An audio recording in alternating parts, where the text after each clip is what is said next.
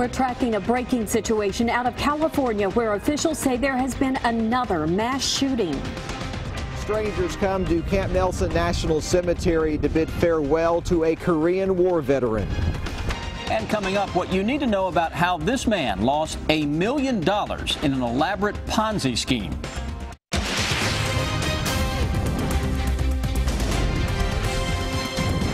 WKYT News starts now with breaking news. Tonight, a devastating situation unfolding out west. We're continuing to track reports of a mass shooting in California. At least 14 people are dead and 14 people injured. That mass shooting happened about 2 o'clock Eastern Standard Time, or about 11 California time, at a social services center in San Bernardino. That's about 60 miles east of Los Angeles. Police wrapped up in the last 30 minutes a news conference. Right now, they believe that 3 shooters opened fire at the Inland Regional Center in San Bernardino. Police think that those 3 suspects took off in a dark-colored SUV. Police do not know what motivated this attack. We will continue to track this breaking story, and we'll bring you the very latest right here on WKYT and also on WKYT.com. Now to our other top story. Police are blaming fog for a deadly crash in northern Kentucky. It happened early this morning on US 68 in Nicholas County. 1 person died in the crash, and crews rushed 2 others to the hospital. WKYT's Hillary Thornton is in Carlisle with our top story at 5:30. The deadly crash happened around 5:15 Wednesday morning, a time neighbors say there was extremely heavy fog and very low visibility. This morning we had heavy fog in the areas, especially probably here we're close to the river. State police say they do believe that fog played a role in the crash. Investigators say the white pickup driven by 45-year-old Brian Phillips of Pennsylvania was traveling north towards Maysville. Police say the black pickup driven by 46-year-old Glenn Rouster of Augusta, Kentucky was heading south in the other lane when for some reason the 2 collided, flipping the white truck up on its side, with the black truck ending up over on the northbound shoulder. The passenger in that black pickup, also from Augusta, 45-year-old Brian McCann, died at the scene while both drivers were rushed to UK hospital. It's a fairly straight stretch of highway. US 68 is not real curvy overall. That being said, it seems like when we do have a collision, it is pretty serious due to the speeds. It is a 55 zone.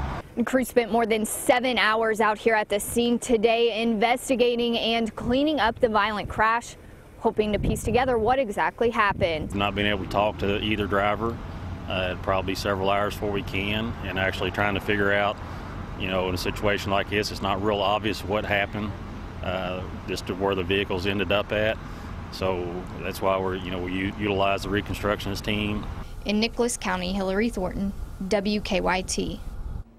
Thank you, Hillary. Police say the men in the black pickup were headed to work when the crash happened. Schools in Bell County had a 2-hour delay today because of some minor flooding there. Police say part of Kentucky 1534 was covered with water this morning. People living in the area say it didn't take long for the water to recede, but police decided to set up a detour just to be safe. Police in southern Kentucky say it was a love triangle turned violent. Our county-by-county coverage at 5:30 begins in Pulaski County. Police say a man assaulted and robbed another man at a home in Somerset. Police say the victim's ex-girlfriend, Ashley Compton, went to the home with her current boyfriend, Michael Downs, to gather some of her belongings. The victim, Gregory Wilson, told police that Downs forced his way in, beat him up, and then stole his gun. And began assaulting Gregor Wilson with a number of items that were laying around the house, household type items, lamp, end table, things of that nature. Police say they later found Downs and arrested him at a home on Jasper Street. The woman was also arrested because police say she stole Wilson's car while he was being treated at the hospital. And in Boyle County, a man is facing serious charges related to child sexual exploitation. Police arrested 52-year-old Shannon Miller, charged him with 1 count of distribution and 20 counts of possession of matter portraying a sexual performance by a minor. Each charge is punishable of up to 5 years in prison. Miller's arrest was part of an ongoing undercover investigation. A final farewell for a Korean War veteran in central Kentucky. Leon Tyson died last week in a nursing home in Stanford, but didn't have any family to give him a funeral. In a story that's new at 5:30, Phil Pendleton shows us how the community is coming together to honor a man who served our country.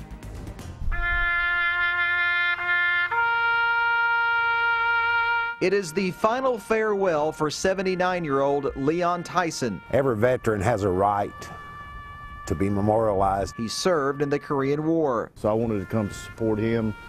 I didn't know the gentleman, but he's my brother. Few people filled the canopy with the casket flanked by 2 Marines, a short service that lasted only minutes for a man that many say gave so much. And when veterans pass, people need to come out. They need to come out and support the great generation. Tyson died last Tuesday. His final days were spent at a nursing home in Stanford. Well, Leon was like many of us, not a perfect man. There's only one perfect man that ever lived on the face of this earth, and they nailed him to a cross. Still a man whose record includes service overseas at a place known for the cold gray skies on this December day. But what a fitting day. Cold, and he was at the Chosen, and it was cold there also, so what a fitting day for him. I'm sure there's a lot of mixed emotions here today.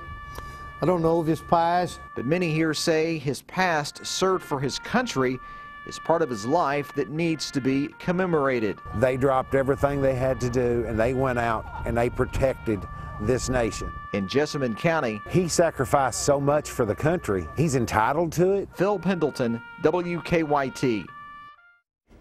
Spurlin Funeral Home in Stanford handled the arrangements for Leon Tyson, and they're still accepting donations to help with the cost of his funeral service. Well, he spent much of his life helping the homeless. Now the family of a minister who died this week is asking for help. Chris Drake, known as Pastor Chris, volunteered at the Catholic Action Center in Lexington. Drake had been battling lung cancer when he died. In August, his wife lost her job and is now asking for help with funeral expenses and medical bills. Catholic Action leaders say it's time to give back to a man who gave so much to his city. One thing I'd like to say about Chris, that we'd all like people to be able to say about us, is that he was a good person. Chris was a good man. His ministry went beyond what the traditional sense of preaching would be. His ministry went on into the realm of connecting with people and loving them and giving them hope. If you'd like to help Pastor Chris's family, you can find a link for his GoFundMe page at our website, WKYT.com. 200 victims scammed and $42 million. That's the toll from one Ponzi scheme.